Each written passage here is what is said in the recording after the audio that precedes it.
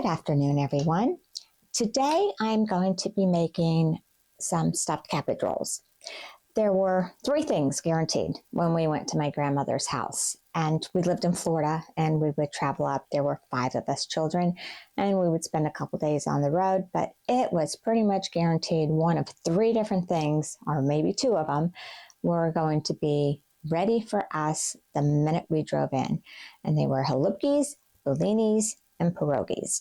And my grandmother made fantastic halupkis, bellinis, and pierogies. Now, I do understand there's a lot of people who make these things and they're called something different, but this is what I grew up knowing them as. And halupkis are stuffed cabbage, which is what I will be making today. I have made some adjustments to this, not to the basic cabbage rolls themselves. That's pretty much done the same. The method that I use for cooking them is going to be different. So I hope you enjoy it. Hi, I'm Karen, and this is Grandma's New England Kitchen.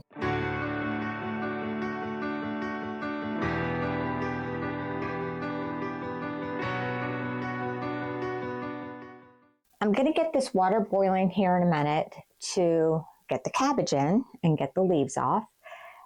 And I will show you that once this comes up to boil. And I have already made some rice in my rice cooker. So my rice cooker is ancient, so please ignore that. I don't have one of those nice pretty digital ones that other people have. Been looking at them, but I'll figure out later on which one to get. So I'm going to get this to boiling and then I will show you how I do the cabbage. That's also a little different than how I've seen other people do it. My grandmother and my mother did a certain thing. Like a lot of people would cut out this rib after they get the leaf off. We don't, and I'll show you what I do. So let me get this to boiling and I will be back in a moment and we'll get to making the halupkis. My water is coming to a boil, and the first thing that you're going to do is core the cabbage. And I may not get the entire core out, but what I'm looking to do is at least cut around it to where when I put the cabbage in the water to start softening it, they fall off. So I'll just keep going around. And with it just me and my husband and only doing 1 pound, I'm not going to need to take that much off. But I'm going to try to at least get it to where I can get some of them off of here.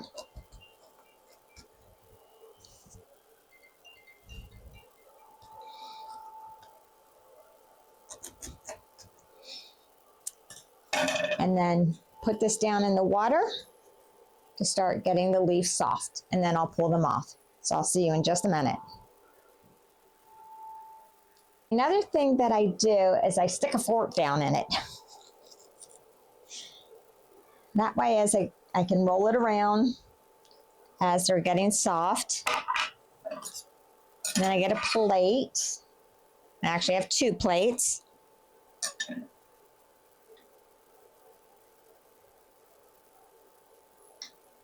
But this is probably the most time-consuming part of all of it, are getting these leaves soft and taking them off.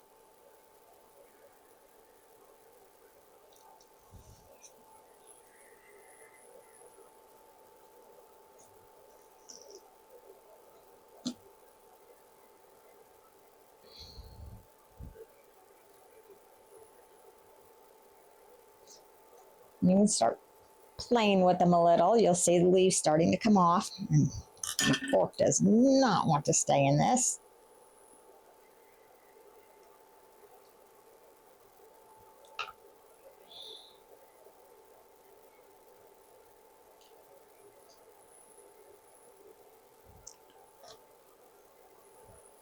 And then just pull the leaves off.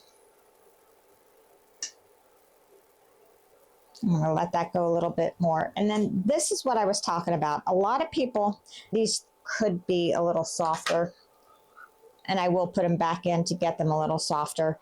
Most people just cut this part out and then they wrap them.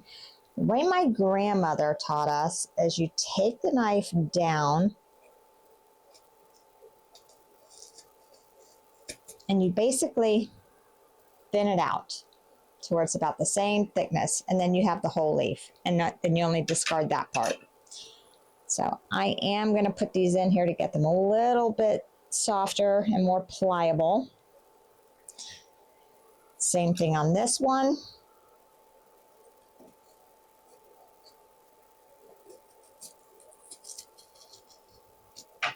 And again, much thinner. And then I put that part down in the water just to get it a little softer. These are going to cook after they're stuffed. So they're definitely going to go through a much longer cooking process. But you just want them pliable enough to roll them.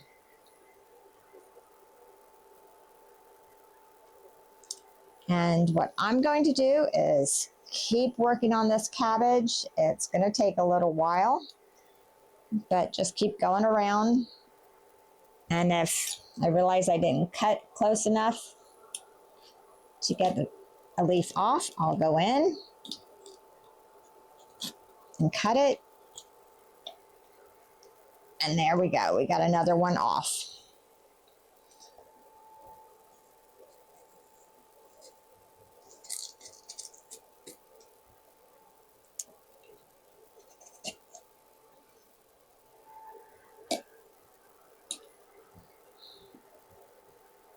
So I will bring you back when I get these done.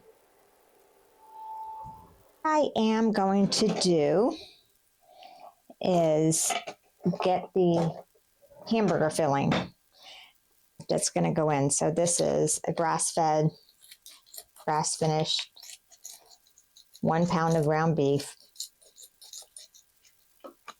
I don't need to really overdo it here. Not sure which pan I'm going to use yet, but right now we're just going to get this settled. And then to that, I'm going to add about 1 cup of cooked rice.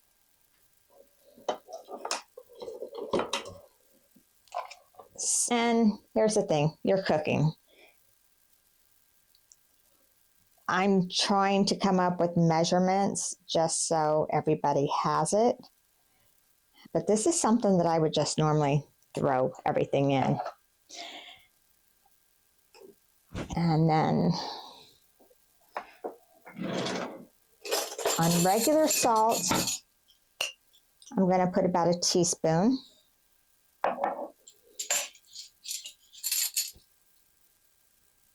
I have a seasoning salt that I'll use, about half a teaspoon of that in it.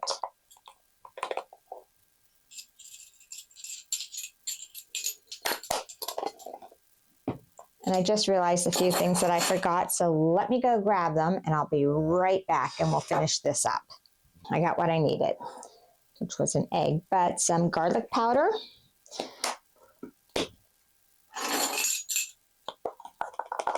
So about a half a teaspoon of garlic powder.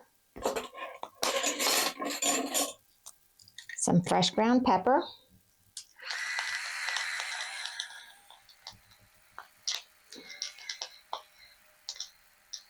I'd say maybe a half a teaspoon of pepper.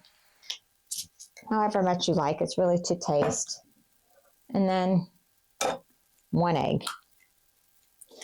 And here's where you get to get a little messy. Let's get down in there and get this all mixed up. I don't mind getting my hands dirty. They're clean.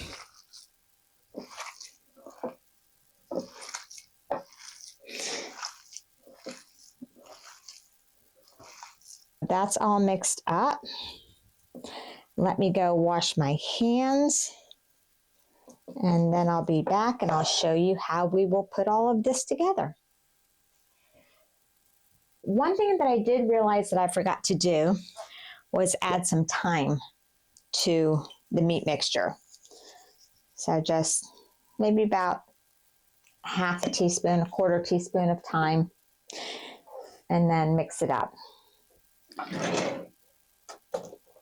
I washed my hands, so although my hands are going to get dirty here in a minute.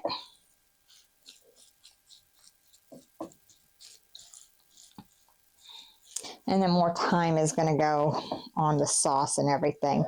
So like I said, this is not going to make a ton, but the first thing that you want to do, I am using an aluminum pan.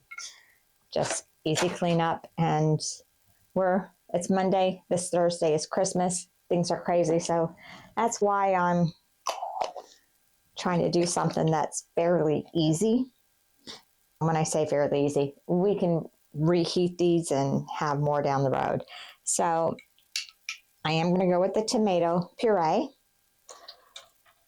and that is going to go down at the very bottom, the entire container.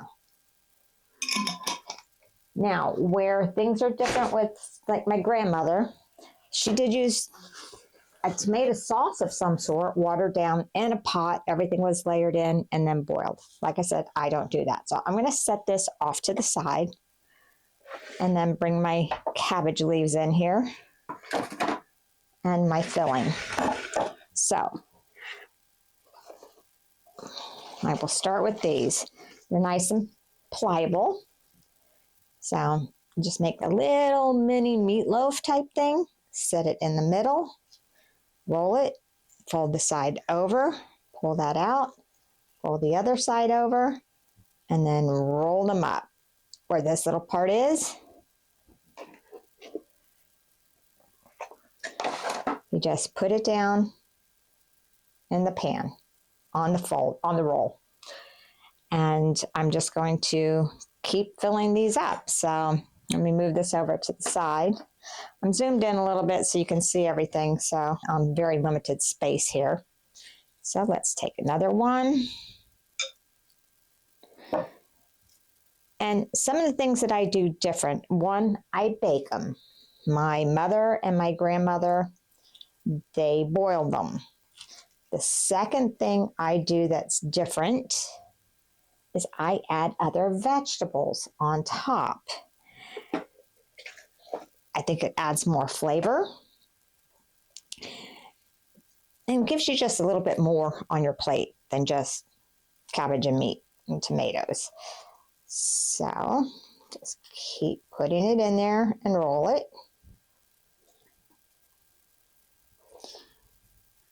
I can be picky with my leaves right now because I don't need them all.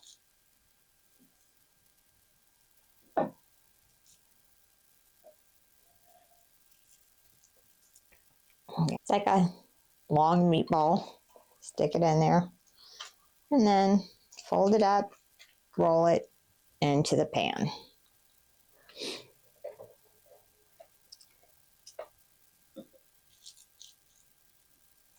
Definitely gonna have some extra room here. So with 1 pound, I'm getting 6. Put this off to the side somewhere. I have 6 of them down. Now, this is where I start adding things. I have a red pepper and a yellow pepper. So we're going to cut these up. They've already been washed, and I just do it in chunks. And just throw them around in there.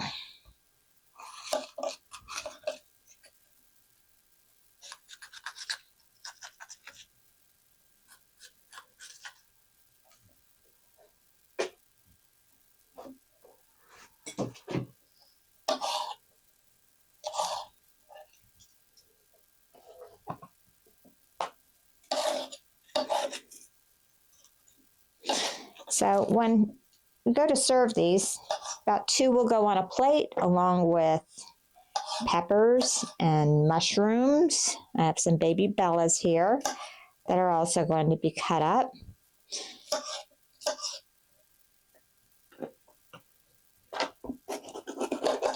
And let's get the yellow one down.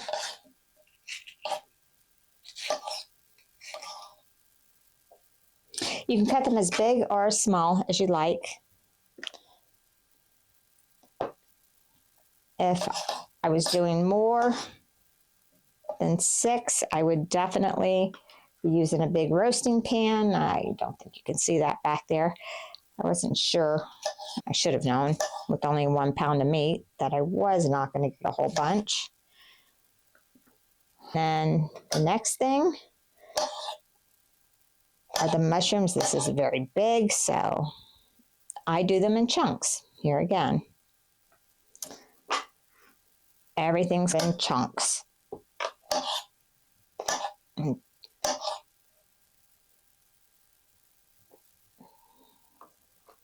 these are some nice clean mushrooms. If you find any that need to be wiped off, just wipe them off with the damp paper towel. But these are very clean.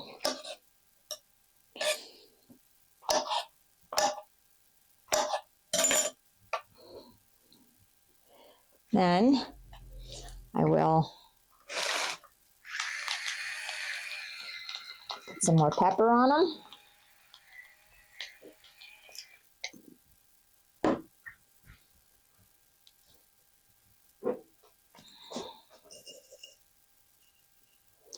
And this is some Redmond's real salt.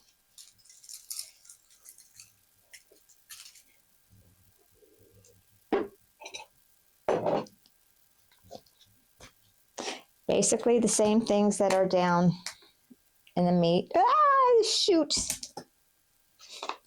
Okay, let's move these around some. That didn't work out as well as I would have liked, so sprinkle some garlic powder down. Those are big holes. And then I have some organic tomatoes.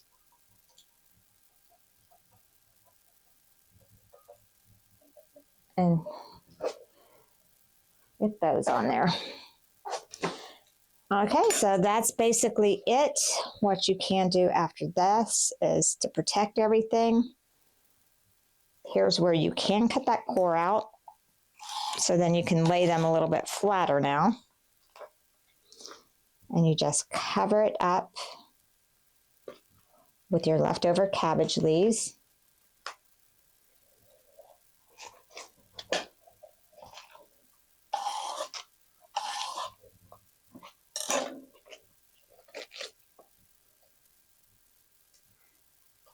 Just like that.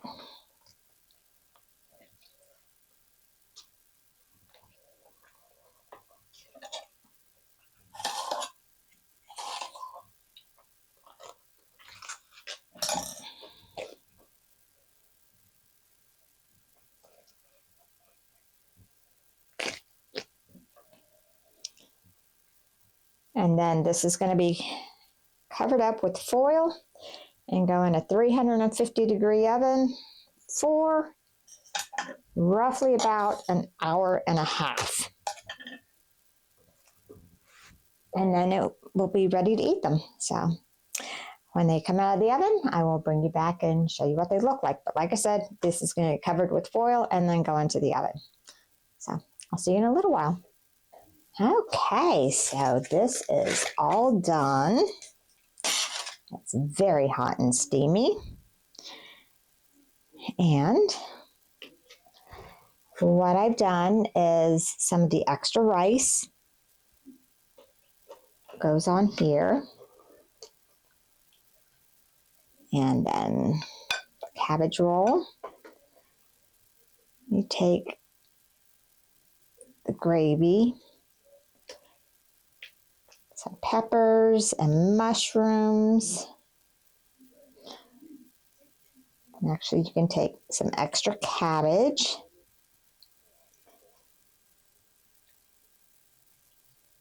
I'll try to find some extra peppers and stuff for my husband. He's not much of a mushroom person.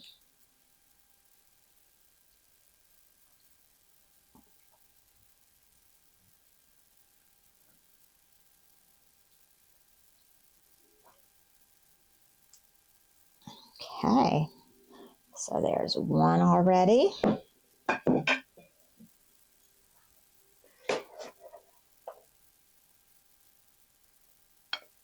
Okay. Mine. And I do the mushrooms. And also some extra cabbage.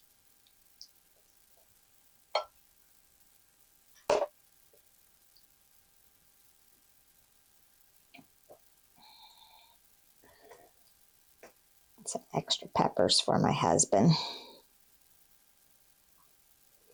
And I'll take his mushroom off because I know he doesn't want it.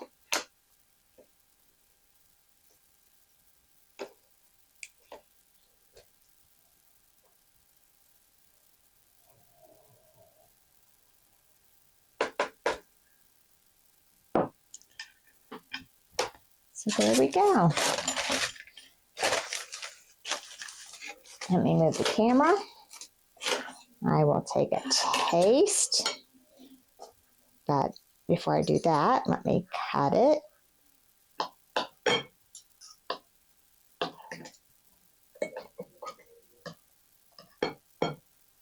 And there you go. You can see the inside.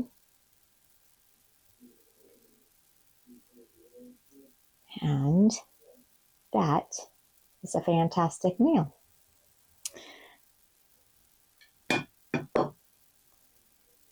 So,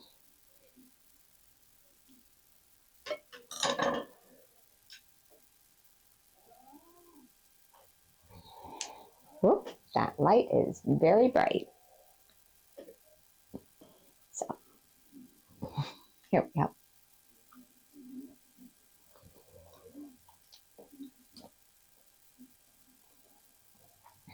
It's a little late at night. You can see behind me. It's dark. I haven't made this in about 6 years.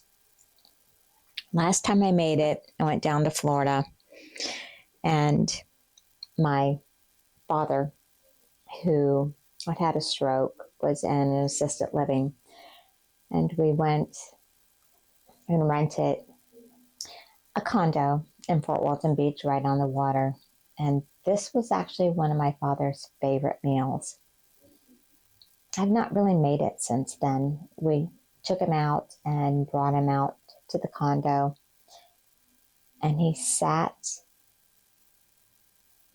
almost the entire time out on the little porch deck, whatever, and also in the chair that was right beside the sliding glass doors, and just stared at the water. But this was the meal that I made for him that night. It really is one of his favorites, was one of his favorites. So I hope you try it, and I hope you enjoy it. And please hit like and subscribe, and hit the little bell notification, and I'll let you know when I post something else. So have a good evening.